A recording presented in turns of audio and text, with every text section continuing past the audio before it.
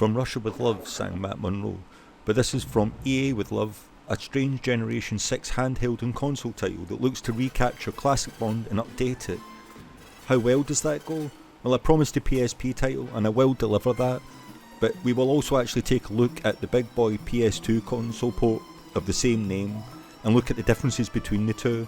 I actually rewatched the film as well, and I was going to give some thoughts on that, just a brief minor throwback when we get back to the part later on.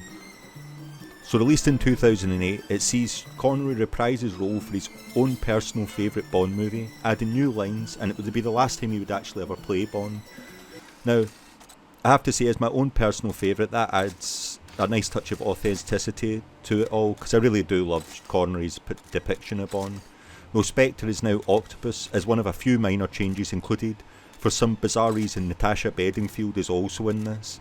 So it takes some pretty large liberties with the script, though sticking to the outlines of the set pieces which make up one of Bond's more sombre adventures, and elaborating on a concept that I think genuinely had legs.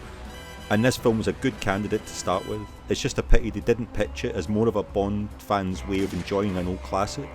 And I think maybe testing as an exclusive on the handheld might have been a good place to begin for EA here.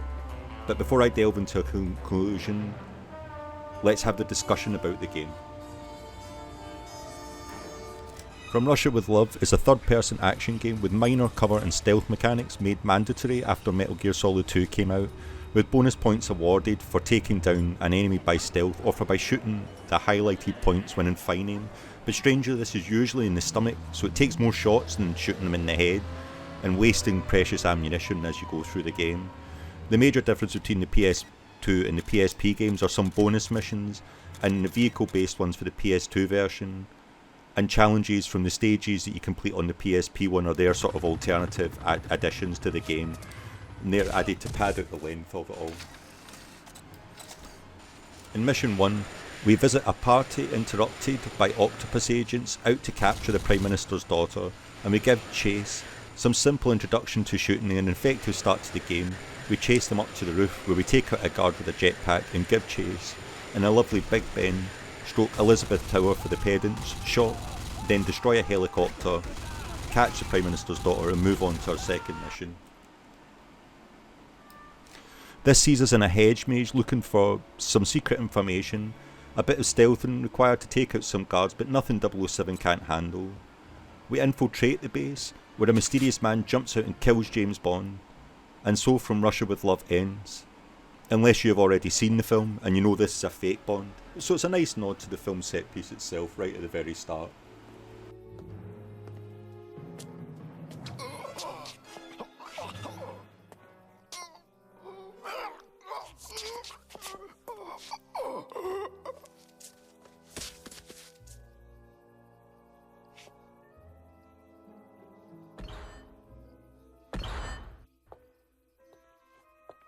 Record time, Mr. Grant.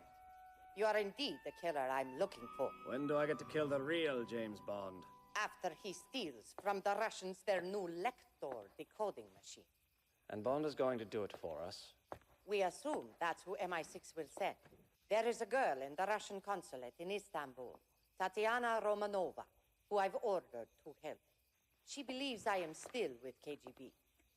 Won't MI6 suspect it's a trap? My reading of the British mentality is that they always see a trap as a challenge.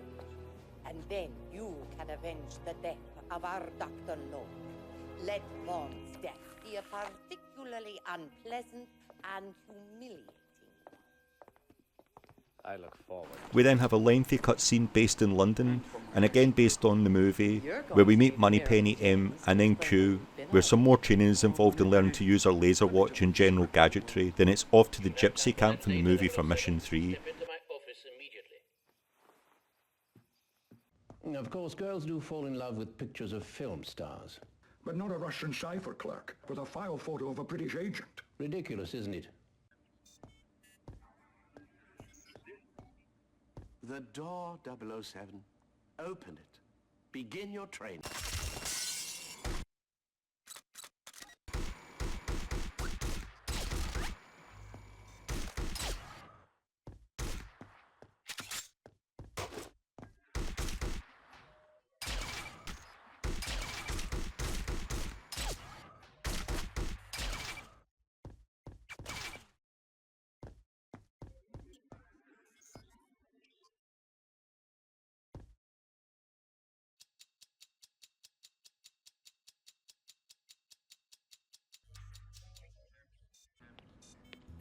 Congratulations, 007.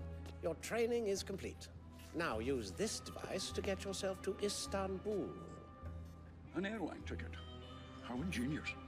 I expect you to return my equipment, along with the Lector device, in pristine condition. I'll bring it back. From Russia with love.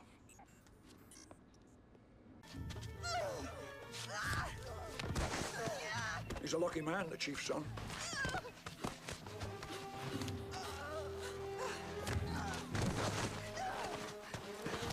So let's protect Kerim Bey. Bond's Istanbul contact from the film. From a gunner who's trying to shoot him after the famous knife fight from the film is over. After taking them out and some more guards, we need to rescue the hostages, so we need to find gas masks for 2 of the rooms, which, to be honest, is equipping is a bit of a nightmare since you have to go into a menu. Like, it's effectively going to pausing in an inventory in its own way. It just feels a little bit old school when you go from playing a more modern game, obviously. Save the 4 hostages, then we move on to protect Kerim with a sniper rifle from fire all around in mission 4. The sniper alley is just one long escort mission, and as much fun as that sounds, to be honest, with not much else to say about it, it is just a long, slightly boring escort mission.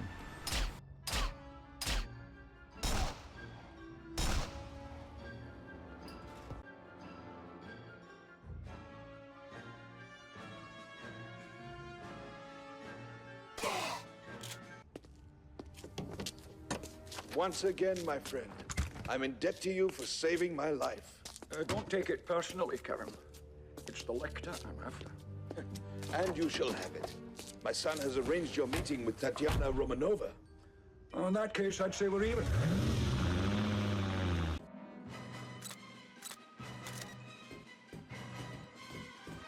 Mission 5 sees us protecting Tatiana after fighting our ways through to her.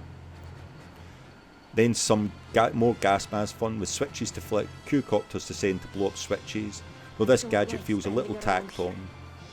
And now we work our way through to the elevators and onto mission 6.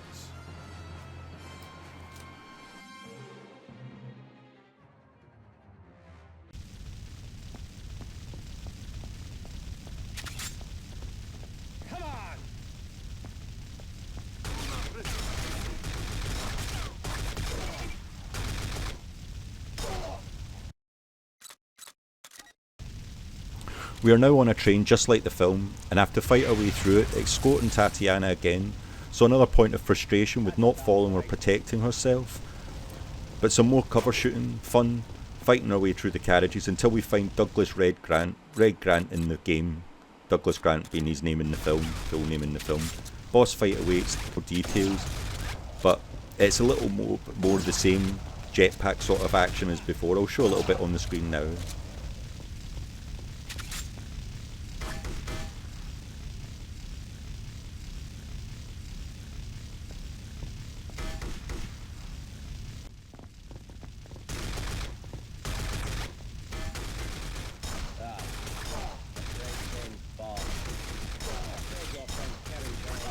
You're next.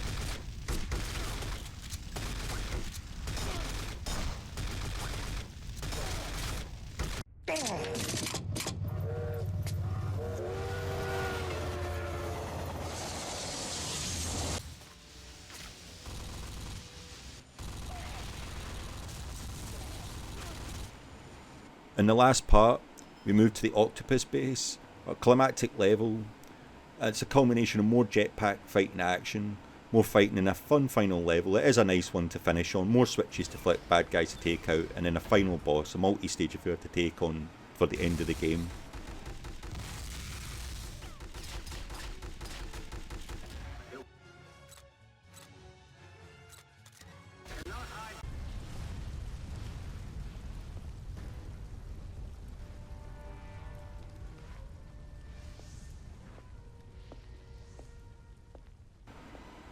Now my thoughts on all of this, the game is definitely a mixed bag on PSP.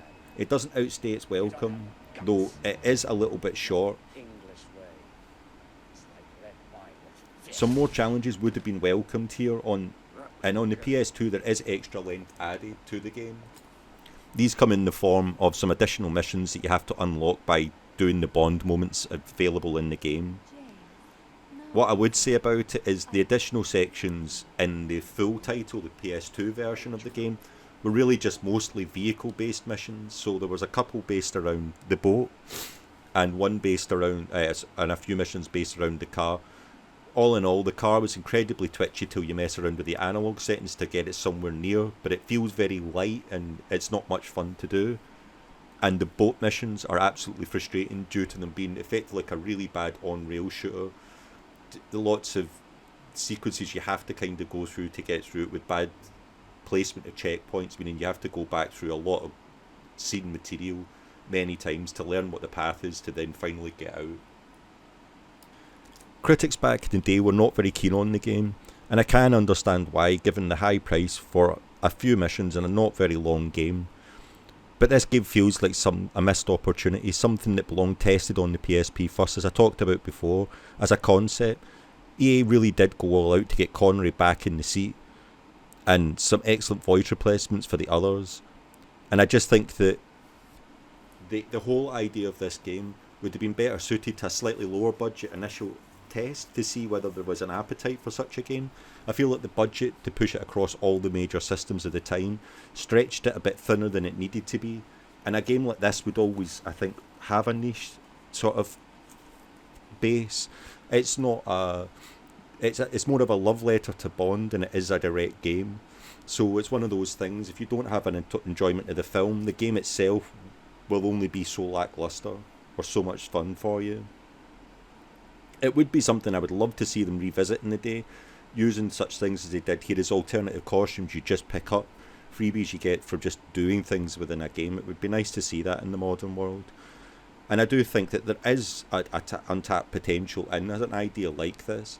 Going back through these films, I think I was talking not too long ago on Ken Justice's stream about the feel that Indiana Jones was best suited to always being back in games. I think that same for Star Wars, if I'm being honest, in the Luke Skywalker legacy, because you don't need to digitally CGI these people, they are CGI. You don't need to create some sort of artificial weirdness. And I think that that's the best way for these legacy titles to still survive in the modern world, because I feel that updating them for a relevant market is good and well to a degree, but there's only so many times you can reinvent that before there's nothing left to reinvent it with. Bond's kind of been through all the characters, so maybe a little bit of nostalgia would be nice for Bond for a while. And I wouldn't want to see them CGI Connery onto a digitally recreate Bond that Connery or even Moore or anybody. I want the actor who play them to be important. I think that games are best served through Bond's acting. Slightly old-fashioned, and games are always that little bit behind movies when it comes to storytelling, etc. For obvious reasons, it's not the focus of they can have effective, amazing stories, but it's not something they directly need to have. Now, I do apologise for missing last week. I was really badly ill and incapable of voice recording. I even had a migraine this week. I was upmost last night, so I was struggling a little bit. But I actually do want to discuss my first Christmas gift, so I'm going to work really, really hard to try and get them done before the day. Talking about my own first gaming experience. Now, I incorrectly stated that this was the Mega Drive, but when I sat down, I realised the first machine I bought was a Game Boy, and it was myself and my brothers. We got the two shared between us by my uncle who lived abroad. So to this day, my Game Boy is still Japanese owned because he was working in the Middle East at the time, and I still own Teenage Mutant Ninja Turtles and various other things that are Japanese games in their basis, which is strange. So I would love to recreate what I had originally, sort of all-in-one cartridge I got from the Middle East back in the day. Unfortunately, I don't own that thing anymore. But I hope to go through some old Game Boy games that I've discovered since, and talk about the system itself, and also obviously my own experiences of Christmas in gaming, because it was quite a good story that year as well. I hope you'll all come back next week. Take care, look after yourselves. I'll speak to you all soon.